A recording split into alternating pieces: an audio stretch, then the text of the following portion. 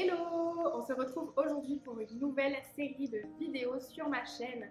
Vous l'avez vu déjà dans le titre Healthy Lifestyle, Je mène l'enquête. Qu'est-ce que c'est? Donc c'est une série vidéo en fait que je vous propose avec une invitée spéciale, donc Hilary Boyer qui est diététicienne. J'ai beaucoup de questions sur les réseaux sociaux, comment mieux manger, qu'est-ce qu'une alimentation saine, etc. Ça soulève beaucoup de questions, beaucoup d'interrogations. Vous le savez, je ne suis pas une professionnelle de santé, je suis simplement sur les réseaux pour partager avec vous. Donc j'ai décidé d'inviter une professionnelle diplômée à discuter du sujet avec moi. Donc c'est parti!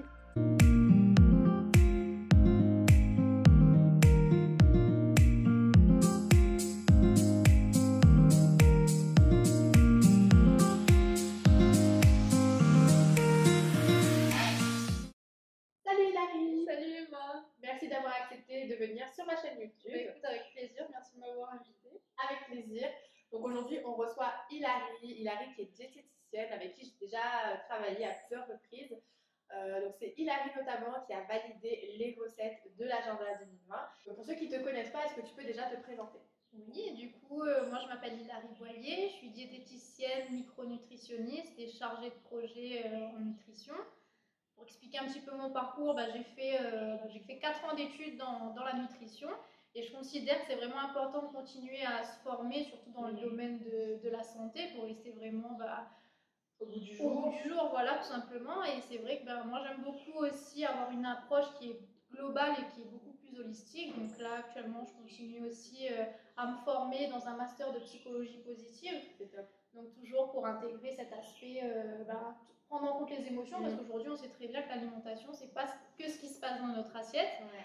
Et donc, moi, aujourd'hui, j'aime bien travailler sur tout ce qui est le côté éducation, donc un maximum sur les ateliers, sur les événements, sur des conférences, sur les réseaux sociaux aussi, parce que je trouve ça très important de pouvoir éduquer les personnes sur l'alimentation, parce que c'est la première chose qu'on va faire pour les amener vers une alimentation plus saine, justement. Ouais. Donc c'est diététicienne qui est moderne. Voilà, diététicienne moderne. Voilà, jeune et moderne, qui continue à se former parce qu'en plus il y a toujours de nouvelles études qui sortent, il y a des nouvelles approches, donc on parle aussi, enfin c'est pas une nouvelle approche, mais l'approche holistique, c'est pas une approche qui était forcément considérée avant. Non, pas du tout. C'est vrai que de plus en plus aujourd'hui, on essaye de prendre la personne dans sa globalité, à se dire que c'est pas qu'une personne qui va manger et que l'alimentation, il y a beaucoup de choses qui viennent autour, et notamment l'hygiène de vie en général.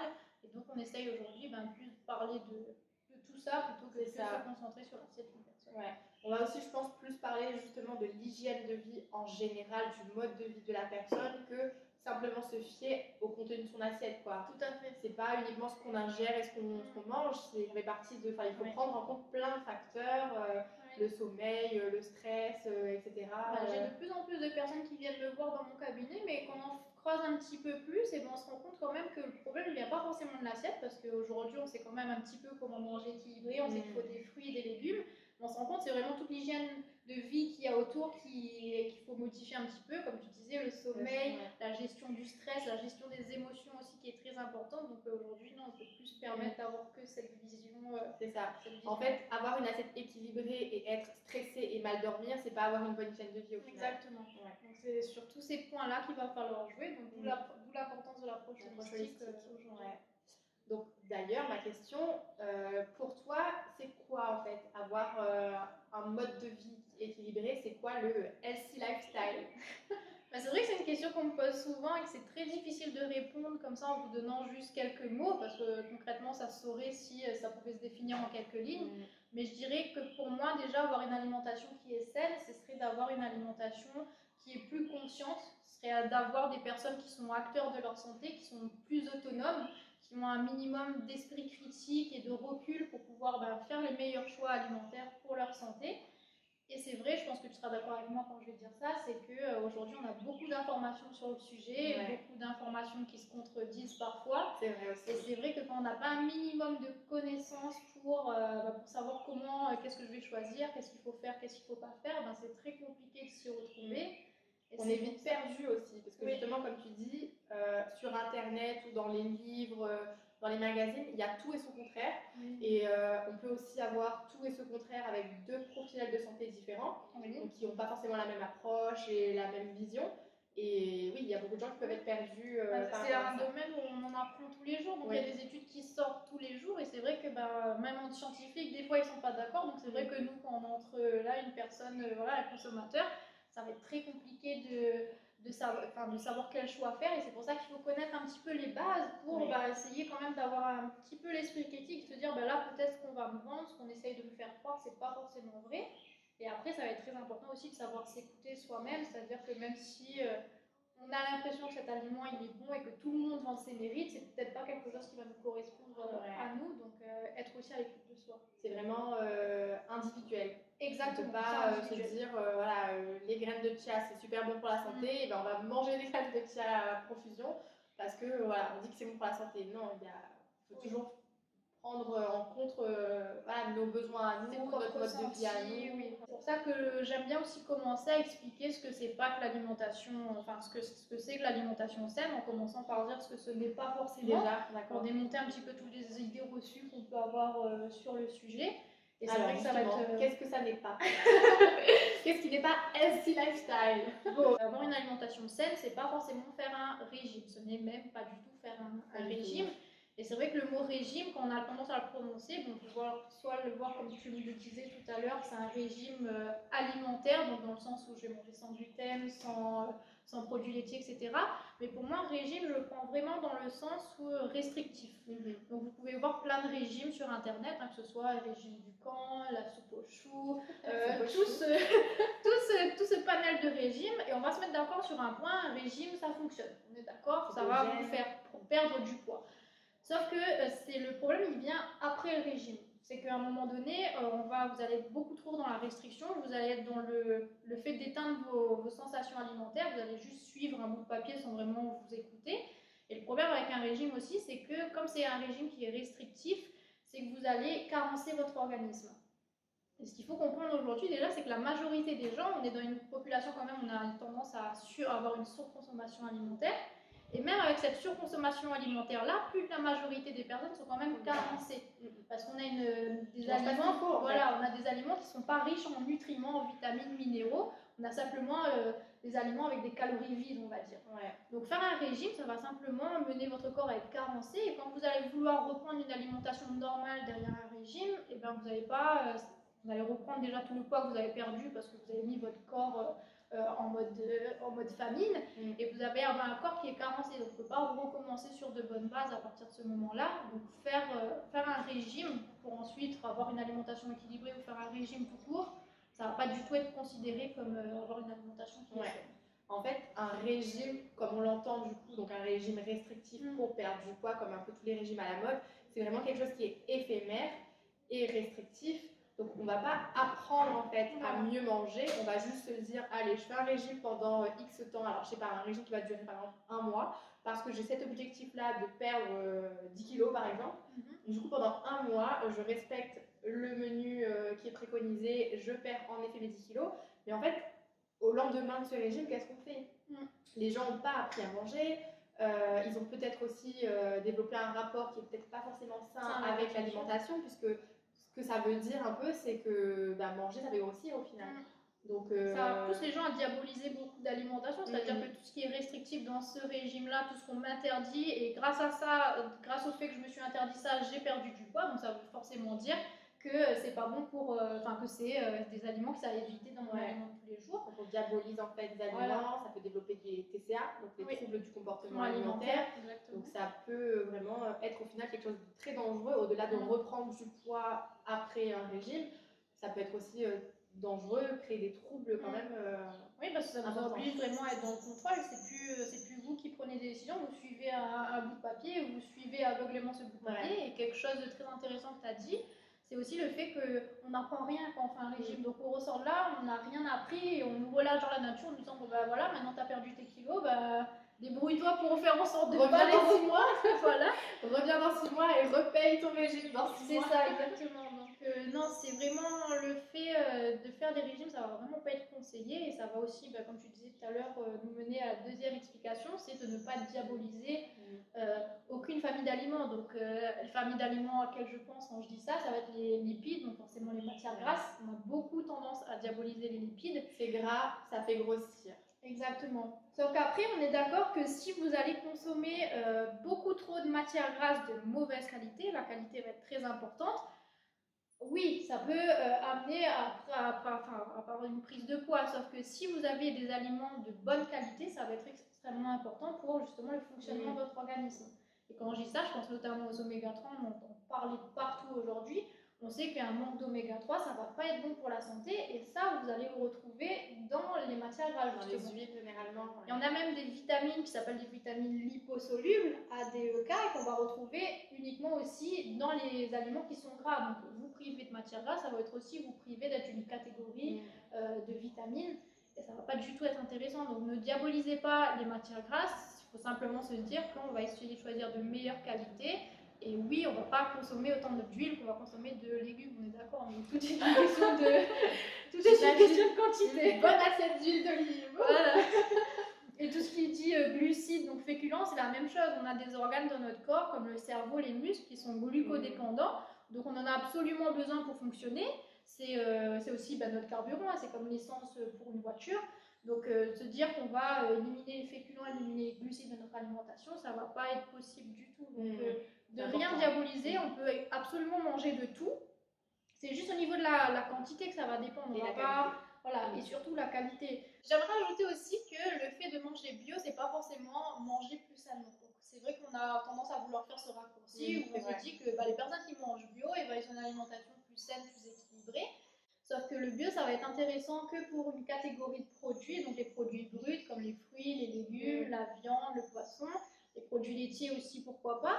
Mais il faut se rappeler que bio, ça veut simplement dire que le produit il est sans pesticides. Il n'a pas été traité, mais ça ne veut pas dire qu'on n'a pas ajouté de sucre, ça ne veut pas dire qu'on n'a pas ajouté d'additifs, ça ne veut pas dire qu'il n'a pas été transformé industriellement. Et on peut très bien avoir des produits ultra transformés qui sont bio, et à ce moment-là, ils vont être à la même échelle qu'un produit industriel standard. Donc parfois, il vaut mieux aller acheter votre paquet de bonbons dans le rayon non bio, vous faire plaisir avec ça, plutôt moins cher. Voilà, exactement, c'est moins cher. Plutôt que d'aller vous dire que je vais prendre des bonbons bio, psychologiquement vous allez en consommer plus parce que vrai, ça. on a tendance, c'est un petit peu comme le produit allégé, on a tendance à se dire il y en a moins donc je peux en manger plus, sauf qu'au niveau de la santé ça va avoir exactement le même résultat. Donc non, c'est pas forcément un raccourci qu'on peut faire. Bio égale pas forcément sain pour la santé. En gros, le paquet de céréales bien connu qui existe en version non bio et qui est peut-être 2 € plus cher dans le rayon bio, il n'y a pas d'intérêt, c'est juste que le blé qui a été utilisé pour fabriquer la céréale, et c'est un blé qui n'est pas traité, mais il y a autant de sucre, autant de cochonneries, autant d'additifs, de conservateurs, etc. à l'intérieur. Donc sur la santé, ça n'a pas forcément un impact plus positif. Pas du tout. Donc en règle générale, voilà, avoir une alimentation saine, ce n'est pas faire des régimes, ça ne va pas être non plus de diaboliser des aliments en se disant qu'on va supprimer une catégorie d'aliments ou diaboliser d'autres aliments, et ça ne va pas être non plus de faire des raccourcis trop simplifiés entre bio, allégé, tout ce qui dit sans sucre, sans gluten, etc.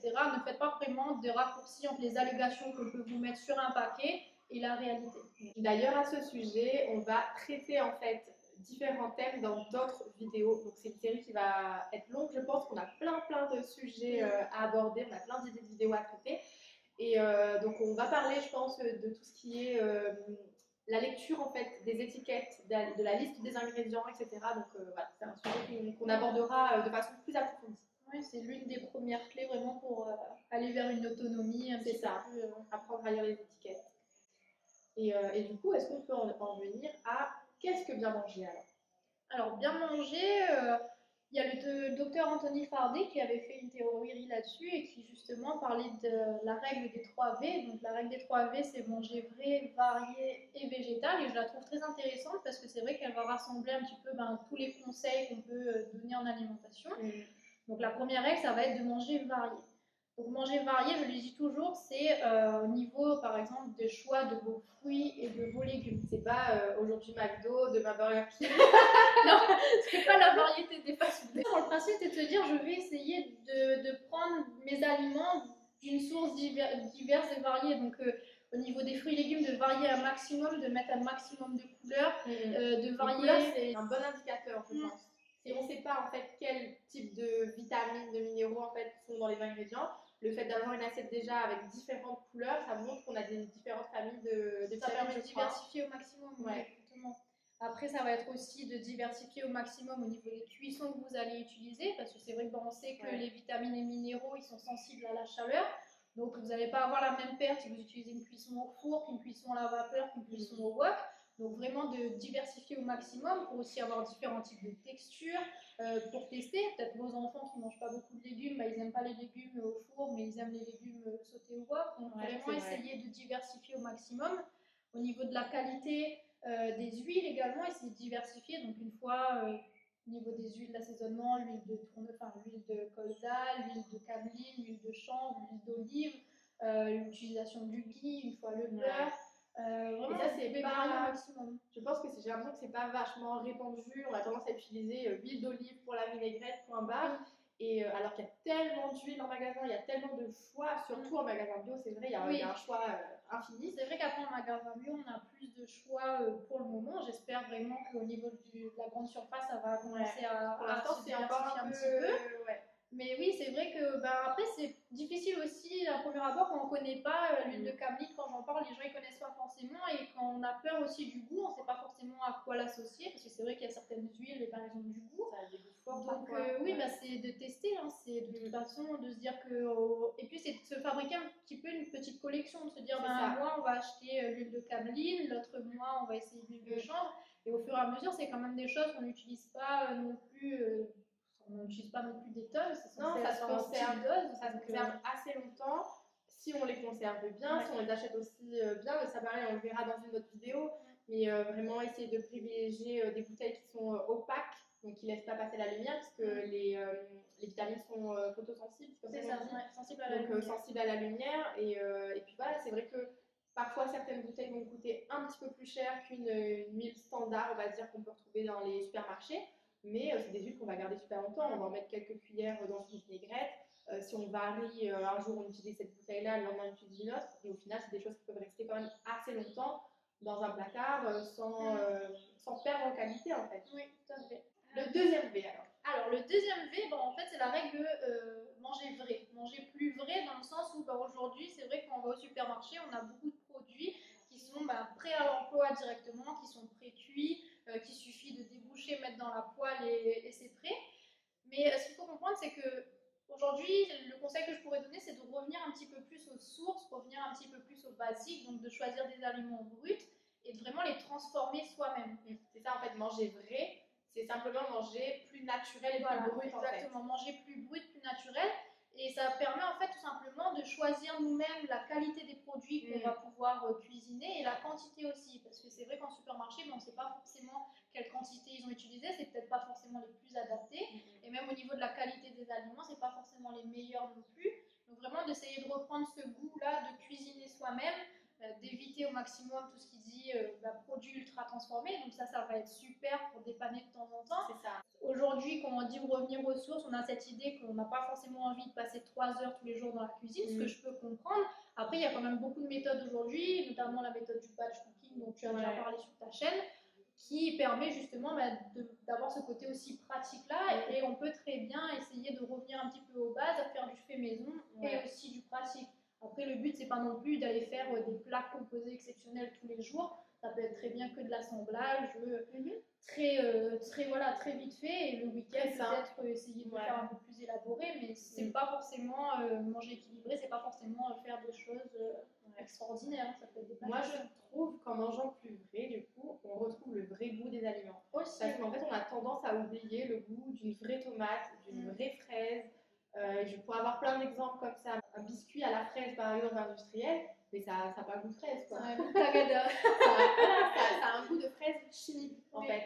Et on a tendance parfois à oublier que les fruits et les légumes, ils ont un goût. Ça a un vrai goût parce qu'aujourd'hui, on a aussi beaucoup de fruits et légumes qui ne sont pas forcément de bonne qualité. Donc on a des tomates pleines d'eau, des fraises pleines d'eau qui n'ont pas ce petit goût sucré parce qu'elles ont mûri avec le soleil. Voilà, c'est ça, on n'a pas le respect, on a oublié ce côté aussi saisonnalité, donc on n'a plus le respect de l'aliment qui grandit dans les conditions optimales avec une bonne maturité. Aujourd'hui, c'est que ça grandit hors saison, c'est forcé à être, l'étape de maturité est forcée, donc c'est sûr qu'aujourd'hui on ne peut plus avoir le même goût.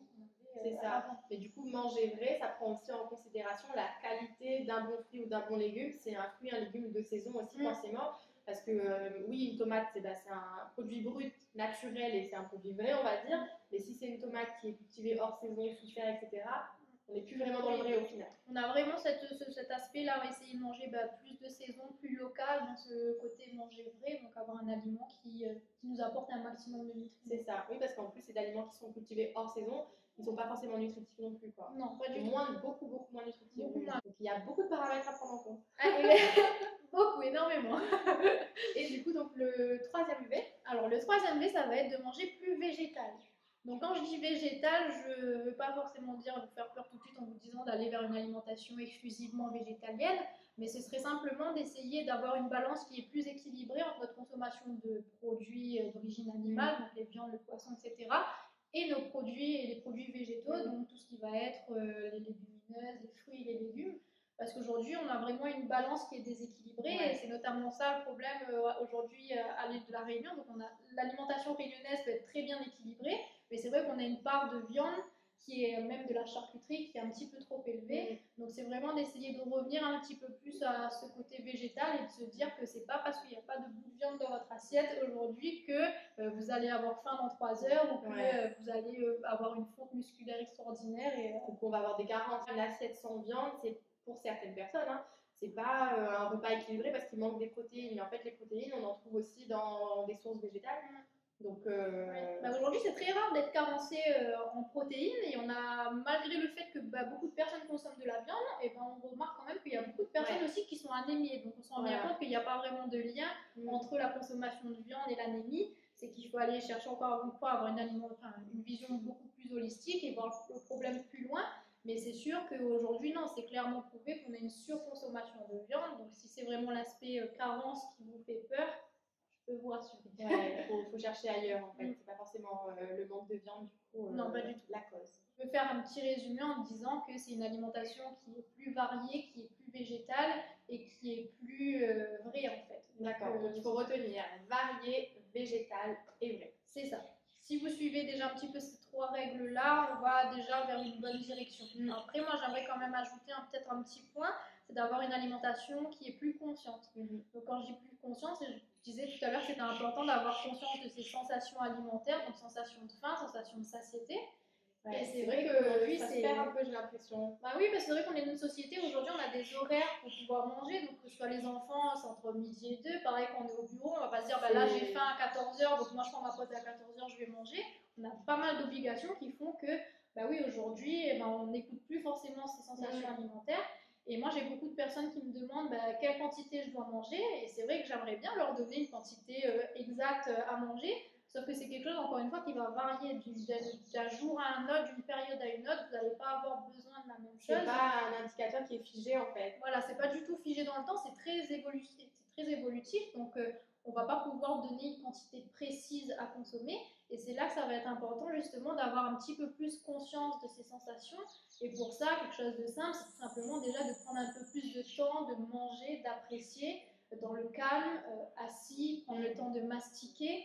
Et c'est vrai que ça déjà, c'est quelque chose, un conseil qu'on donne, qu'on a l'impression que c'est un petit peu un conseil bateau, mais qui est très très difficile à mettre en place et qui peut facilement prendre 2 ou 3 semaines. Moi j'ai des personnes qui viennent et je peux juste leur dire déjà la première étape, ça va être de manger plus conscient. Donc c'est vrai que dans un premier temps c'est difficile à faire, mais après on se rend compte que finalement on arrive de plus en plus à s'écouter et c'est de se reconnecter en fait tout simplement à ces sensations. Et aussi, quand je parle du fait d'avoir une alimentation qui est plus consciente, je vous invite vraiment à essayer de vous éduquer au maximum sur le sujet. Donc de lire ce que vous pouvez, il y a essayer de trouver beaucoup d'articles, des podcasts aussi sur le sujet. Oui, des podcasts, il y a beaucoup de personnes qui parlent de ça aujourd'hui, même sur les réseaux sociaux, vous pouvez trouver beaucoup de sources. Et essayez vraiment de vous éduquer. Là, on va essayer aussi de vous éduquer tout à l'heure, par exemple, avec la lecture des étiquettes alimentaires. Donc vraiment, essayez d'être acteur de votre santé et de ne pas simplement suivre des personnes parce qu'ils vous ont dit de faire ça sans vraiment d'explication. Essayez vraiment de comprendre ce que vous faites parce que c'est vous qui avez votre santé entre les mains. C'est pas toujours évident, je trouve, de manger en conscience parce que on a été martelé en fait d'informations du type le petit déjeuner c'est le repas le plus important de la journée et il y a certaines personnes qui se réveillent et qui n'ont pas faim Moi, je fais partie de ces gens-là qui ont du mal parfois à manger le matin. Ça dépend des périodes, ça dépend, voilà, ça dépend de plein de facteurs. Mais très souvent, j'ai pas faim en fait en me réveillant. Et on va avoir tendance à me dire, mais c'est important, il faut prendre un petit déjeuner, c'est ton repas le plus important. Mais limite, si je mange pas le reste de la journée, c'est pas grave, mais force-toi à te faire des tartines le matin. Mais non. Et si j'ai pas faim, j'estime que je dois écouter mon corps et que je peux me permettre de pas manger et peut-être attendre un peu plus tard ou attendre tout simplement l'heure du déjeuner, vers midi, 13h si j'ai faim, de déjeuner en ayant sauté le petit-déj. Et c'est encore mal vu en fait. Oui, bah oui, exactement. C'est que les gens, ils ont on a envie de faire confiance vraiment aux personnes en se disant que bah, s'ils le disent, c'est que ça doit être forcément vrai. Sauf que bah, la meilleure personne qui puisse vraiment savoir de quoi vous avez besoin, bah, c'est vous-même. Donc ça peut être un médecin qui a fait 9 ans d'études ou moi une diététicienne. Si vous n'avez pas faim le matin, à partir du moment, bien sûr, où il n'y a pas de pathologie particulière, à partir du moment où vous n'allez pas manger un Kinder à 10h parce que vous avez faim, vous n'avez pas pris de petit déjeuner, si vous arrivez à tenir jusqu'à midi et vous n'avez vraiment pas faim, ben, je ne vais pas vous obliger à prendre un petit déjeuner. C'est aller à l'encontre de vos besoins, de ce que votre corps il vous dit. Et c'est encore plus vous couper de vos sensations. Donc ça ne va pas du tout être l'objectif. Et je pense qu'il y a beaucoup de gens qui sont dans ce schéma-là, prendre un petit déjeuner en se réveillant, déjeuner à midi, prendre un goûter à 16h ou non en fonction des gens, et dîner à telle heure, c'est juste une obligation. Il y a des gens qui n'ont pas faim le soir et qui se forcent à dîner parce que c'est juste inconcevable d'aller se coucher sans dîner en fait, alors que si on n'a pas faim, non.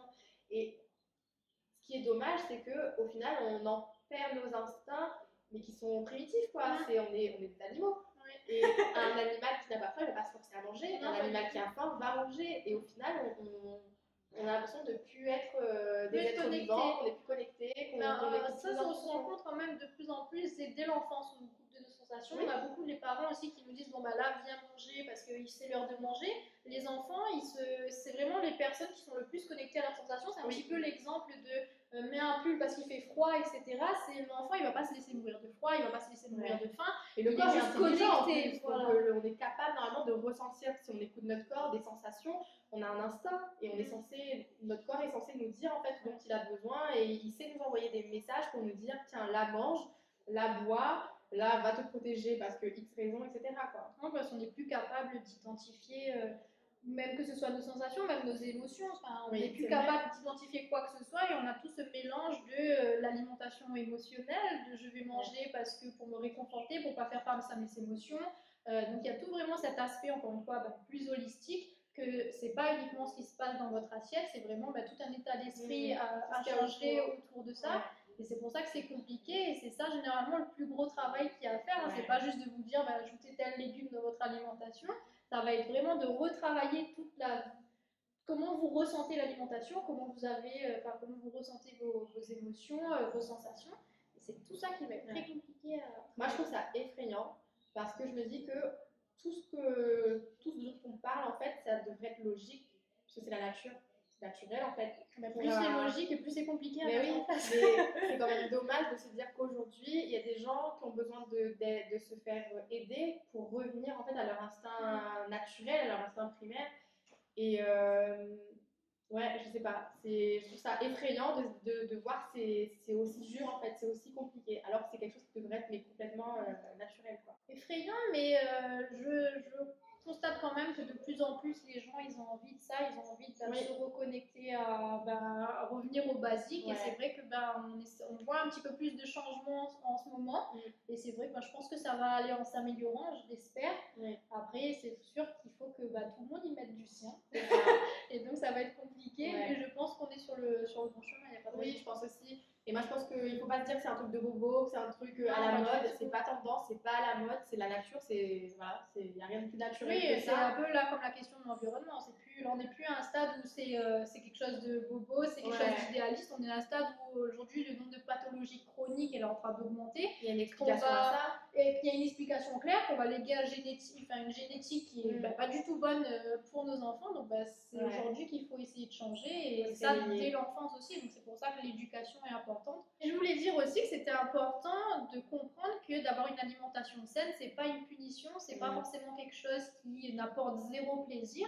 Et vous allez comprendre en ayant une alimentation de plus en plus saine, et ben votre corps lui aussi va finir par vous réclamer des choses qui sont saines pour lui. Ouais. Donc non, avoir une alimentation saine, c'est pas se priver, se frustrer. Vous pouvez très bien avoir du plaisir. Et je dis aussi qu'avoir une alimentation saine, c'est aussi manger des gâteaux, c'est aussi manger de la glace.